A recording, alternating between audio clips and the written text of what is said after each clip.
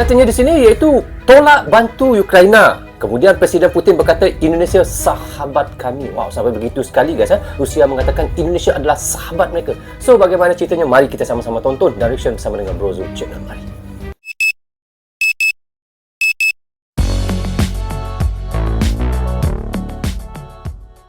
Hai guys, Assalamualaikum, apa khabar semua? Berjumpa lagi kita di dalam Bro Zul Channel guys. Apa khabar anda orang Indonesia, orang Malaysia, orang Brunei, orang Singapura ataupun di seluruh Asia Tenggara? Apa khabar anda semua? Saya doakan semoga anda sentiasa sehat, sentiasa dalam rahmat Allah, sentiasa dalam lindungan Allah dan sentiasa diberkati oleh Allah Subhanahu Wa Taala. Okey guys, hari ini saya hendak mereactionkan satu lagi video daripada channel iaitu Jagat Militer. Guys, anda boleh pergi ke Jagat Militer, klik butang subscribe-nya dan klik butang loceng, tanda sokongan anda juga kepada Jagat Militer. Tajuk yang kita mahu reactionkan hari ini katanya adalah tolak bantu Ukraina. Presiden Putin berkata Indonesia sahabat kami. Wow guys, Presiden Rusia mengatakan Indonesia adalah sahabat mereka. So bagaimana ceritanya? Mari kita sama-sama tonton Direction bersama dengan Bro Zul Channel. Tolak bantu Ukraina. Presiden Putin berkata Indonesia sahabat kami. Wow, orang terkuat nombor 2 di dunia guys, militernya mengatakan iaitu Indonesia sahabat mereka. Kerana apa guys? Itu yang kita nak tahu ceritanya macam mana.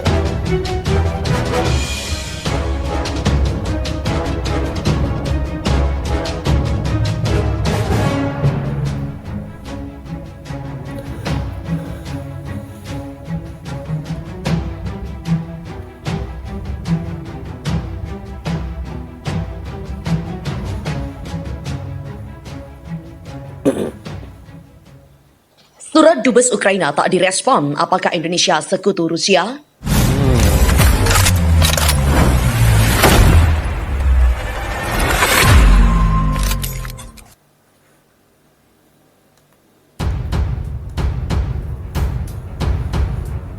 Duta Besar Ukraina untuk Indonesia Vasil Hamyanin mengabarkan dirinya sudah mengirimkan surat resmi dan terbuka kepada Presiden Joko Widodo dan Menteri Luar Negeri Retno Marsudi. Namun dia mengaku belum menerima respon apapun dari pemerintah Indonesia. Saya memang berharap bisa bertemu langsung dengan Presiden Jokowi, tapi saya memaklumi betapa sibuknya Presiden. Terlebih dengan agenda G20 yang sedang berjalan, kata Vasil. Namun Vasil menyayangkan tidak ada respon yang diterimanya hingga saat ini, baik informal dan juga formal. Vasil juga mengaku memiliki kontak Menlu Retno. Vasil mengatakan ada beberapa hal yang diinginkan oleh Ukraina dari Indonesia. Jika Indonesia memang tidak bisa mengirimkan dukungan militer, diharapkan ada bantuan bentuk lain yang bisa diberikan untuk rakyat Ukraina. Yang pertama adalah dukungan moral, seperti misalnya kecaman terhadap aksi Rusia. Kami tidak melihat kata-kata yang kuat dari pemerintah. Pernyataan yang diterbitkan di laman Kemlu menurut saya sedikit lemah karena kata-kata seperti hentikan perang, kami mau kedamaian dan juga stabilitas. Itu sama. Oh, di situ katanya tadi Dubes, iaitu Dubes daripada Ukraina menghantar surat kepada Presiden Bapak Jokowi guys.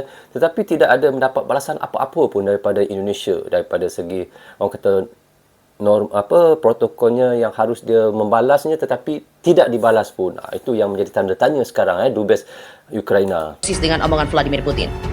Vasil mengungkapkan seharusnya siapa nama agresor dalam konflik itu, entah itu Putin atau Rusia, disebutkan dan dikecam. Kedua, Ukraina berharap ada bantuan kemanusiaan dari Indonesia. Ukraina butuh bantuan kemanusiaan dan sudah dikirimkan dari Eropa, tapi masih kami butuh banyak, khususnya medis, karena apapun yang terkait dengan rumah sakit dan obat-obatan, seperti misalnya putri saya di Ukraina beberapa hari lalu terkena pneumonia dan dia bersama istri saya tidak bisa menemukan antibiotik karena semua apotek dan penyedia obat tutup. Dan ada kendala pengiriman dari gudang farmasi karena situasi perang, kata Vasil. Vasil mengatakan jika memang Indonesia tidak bisa menyumbangkan perlengkapan dan peralatan militer, Ukraina berharap akan perlengkapan itu untuk sipil. Apapun, bahkan selimut karena temperatur di sana itu 0 derajat Celcius dan rumah-rumah warga sana telah hancur, mereka hanya tinggal di tenda-tenda. Jokowi nyatakan tidak mau berpihak dalam konflik Rusia versus Ukraina, disebut cari aman. Terkait konflik Rusia dan versus Ukraina yang tengah terjadi, pemerintah Indonesia tampak mengambil sikap netral. Hal ini terlihat dari beberapa cuitan Presiden Jokowi yang muncul di media sosial. Berikut informasi selengkapnya. Presiden Putin secara resmi mengumumkan operasi militer Rusia di Ukraina pada Kamis 24 Februari 2022 lalu. Dan ini menandakan serangan besar Moskow ke Ukraina telah dimulai. Pertikaian ini sontak menjadi buah bibir di seluruh penjuru dunia. Ada pro dan kontra, netral hingga menegaskan ketidakpeduliannya. Pemerintah Indonesia sendiri terlihat mengambil posisi netral terkait konflik Rusia versus Ukraina. Berikut ini Posisi Indonesia dalam konflik Rusia versus Ukraina terlihat dari salah satu cuitan Presiden Jokowi. Tepat setelah serangan bom Rusia, ia sempat membuat pernyataan terkait situasi perang. Stop perang, perang itu menyengsarakan umat manusia dan membahayakan manusia. Namun memang tidak ada konteks tambahan mengenai perang mana yang ia maksud dalam kalimat itu. Tidak hanya itu, sebelumnya Jokowi juga sudah sempat menyinggung tentang krisis Ukraina tanpa menuliskan kata Rusia. Rivalitas dan ketegangan di Ukraina juga harus dihentikan sesegera mungkin. Semua pihak yang terlibat juga harus menahan diri dan kita semua harus berkontribusi pada perdamaian. Perang tak boleh terjadi. Tampaknya Jokowi merasa yang lebih penting untuk hidup di dunia saat ini, yakni pemulihan ekonomi pasca pandemi. Sayangnya, konflik Rusia versus Ukraina justru semakin meruncing tajam beberapa hari terakhir. Bukan tindakan cari aman. Terkait dengan cuitan Presiden Jokowi, ada banyak tanggapan yang beredar di masyarakat. Menurut netizen dan pengamat politik, pernyataan Presiden Indonesia ini terkesan cari aman karena tidak memberikan konteks yang jelas. Namun, menurut Guru Besar HI, Universitas Indonesia Hikmahanto Juanda, tindakan ini sudah tepat. Pernyataan itu sudah sejalan dengan politik luar negeri Indonesia yang bebas aktif. Tidak adanya penyebutan Rusia secara jelas adalah untuk menghindari kesan keberpihakan Indonesia terhadap Ukraina. Tujuannya agar ketika konflik selesai, negara yang menang maupun kalah tidak bisa menyeret Indonesia dengan tuduhan keberpihakan.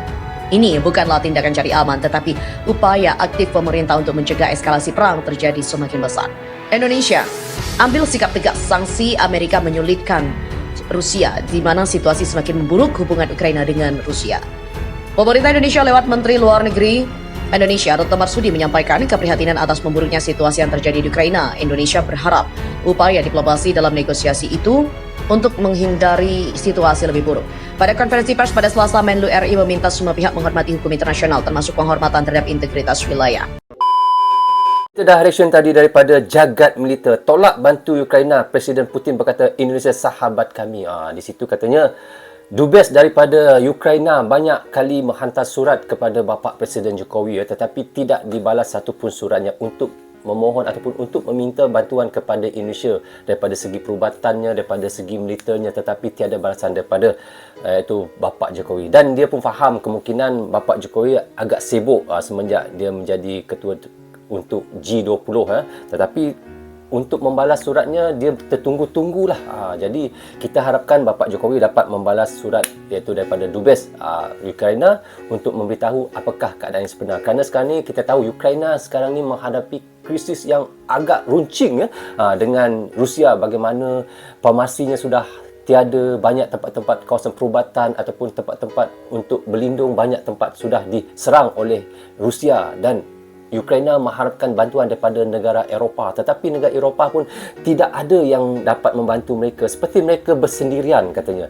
Mereka menghadapi semua itu seperti bersendirian, tiada negara yang boleh membantu dan tiada negara yang dapat untuk menolong mereka. Termasuklah anak Dubes itu sendiri menghadapi satu penyakit dan tiada antibiotik yang untuk dapat mengubati kerana banyak formasi-formasi yang telah ditutup, yang telah diserang ataupun telah dihentam oleh bom dan banyak yang telah musnah. Itu yang diharapkan oleh Ukraina kepada Indonesia dan negara-negara Eropah untuk dapat membantu mereka. So guys, walau bagaimanapun untuk sifat kemanusiaan kita, bantulah jika kita boleh membantu ya. Walau bagaimanapun kita doakan Rusia dan Ukraina dapat untuk mencari jalan penyelesaiannya. Itu yang kita harapkan bersama guys. Okey guys, sampai di sini saja untuk reaction saya kali ini. Semoga manfaat untuk kami di Malaysia dan untuk anda di Indonesia juga. Jangan berhenti menyokong Brozul Channel. Tanpa sokongan anda tiadalah Brozul Channel di dalam YouTube ini. Bagi anda yang suka dengan cara saya mention, anda boleh klik butang subscribe dan klik butang lonceng tanda sokongan anda kepada saya. Jaga diri anda, keluarga anda, terutamanya anak dan isteri anda. Assalamualaikum. Goodbye. Bye-bye.